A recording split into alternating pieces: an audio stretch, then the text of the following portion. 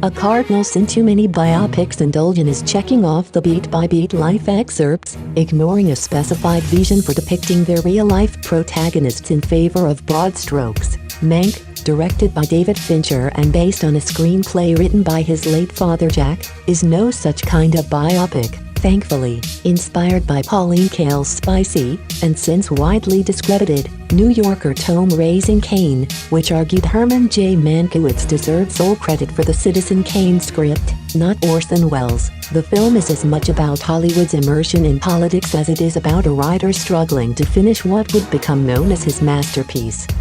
You cannot capture a man's entire life in 2 hours, you can only hope to leave the impression of one, pronounces Mankiewicz Gary Oldman, explaining his circuitous, complex approach to writing Cain, but also, implicitly, Fincher's approach to making Mank.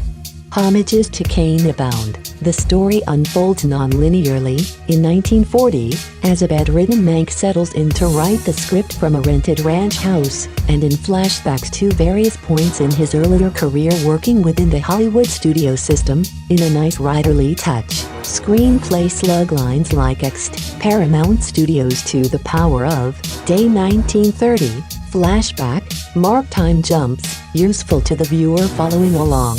It's also gorgeously rendered in black and white by cinematographer Eric Messerschmidt and colorist Eric Wheat while deploying visual techniques, such as deep focus, most heavily associated with Cain. As a movie about a movie, and one that has been propped up as the greatest of all time and included on every Film History 101 syllabus, no less, it could easily fall into the stale trap of navel-gazing and doe-eyed optimism about the magic and power of the cinema to the power of TM. On the former, it does stumble a bit, as I can imagine most viewers who aren't cinephiles may have a hard time following the action of the first 45 minutes or so. Many long, forgotten Hollywood stars and filmmakers of the 1930s are introduced or name-checked in scene after scene. But Fincher, whose creative eye tends to be drawn to the dark and macabre, manages to avoid putting Hollywood onto high of a pedestal, even as he clearly demonstrates his affection for it through his own painstaking techniques. While Mank's prickly relationship with MGM executives Louis B. Mayer, Arliss Howard, and Irving Thalberg, Ferdinand Kingsley, told in flashbacks, has shades of the familiar art versus commerce banter. If you want a message, call Western Union. Mayer grunts in one scene, evincing his entire approach to filmmaking. Fincher isn't so interested in telling a story in which the art triumphs. Instead, amidst the clever aesthetic details, there's sharp attention to deglamorization.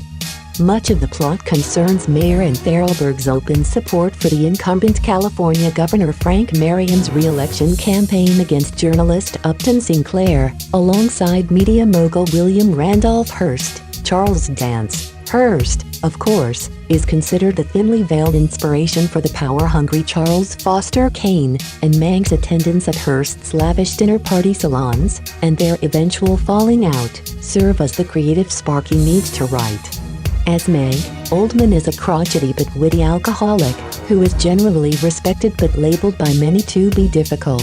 The real-life Mankiewicz was notoriously disdainful toward the art of movie making, in part because he believed its inherently collaborative nature diluted the input of everyone involved. This type of character could lend itself quite well to scenery chewing of the darkest hour variety, but mercifully, Oldman is a touch more subtle here, playing disaffected handily. His best scenes are with Amanda Seyfried as the actress Marion Davies. Seyfried is outstanding here, infusing Hearst's longtime mistress with pluck and self-awareness that allows her to carry on thoughtful conversations with Mank, the only person who seems to take her seriously.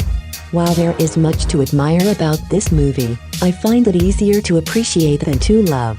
Many of the scenes at the ranch encounter the problem that often arises when trying to depict the writing process, how to render what is so often an internal exercise in visual form. Unfortunately, they can't help feeling inert at times, functioning as layup for the meat of the narrative arc told in flashbacks. And Mank still can't quite escape some trappings of the genre, like the exasperated but understanding wife of the torture genius, Sarah Mankiewicz, the thankless role played by Tuppence Middleton, or the frequent extolling of the torture genius's genius, Some version of Kane being the best thing Mank has ever written is repeated several times.